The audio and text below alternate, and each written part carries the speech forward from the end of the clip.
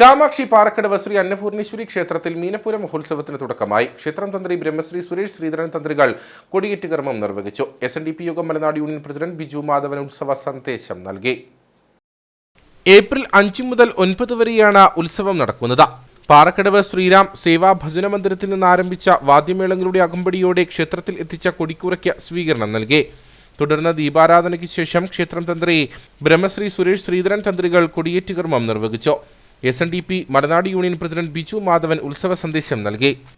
ഉത്സവത്തോടനുബന്ധിച്ച് എല്ലാ ബന്ധുമിത്രാദികളും ദൂരദേശത്തുള്ളവരുൾപ്പെടെ ഭവനങ്ങളിൽ എത്തിച്ചേരുകയും എല്ലാവരും ഒരുമിച്ച് ക്ഷേത്ര ദർശനം നടത്തുകയും ആഘോഷങ്ങളിൽ പങ്കെടുക്കുകയും ചെയ്യുമ്പോൾ ഉണ്ടാകുന്ന ഒരു വലിയ സന്തോഷം, ആ മനസ്സിന്റെ ഉണർവ്.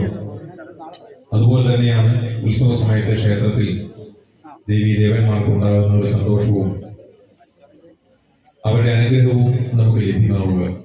അപ്പൊ ആ വിശ്വാസം പോലെ ഈ അനുഗ്രഹവും ഈ ചൈതന്യവും അത് ഈ നാട്ടിലും ഈ സമൂഹത്തിലും എല്ലാ ഹൃദയങ്ങളിലും എല്ലാ ഭവനങ്ങളിലും എത്തിച്ചേരട്ടെ.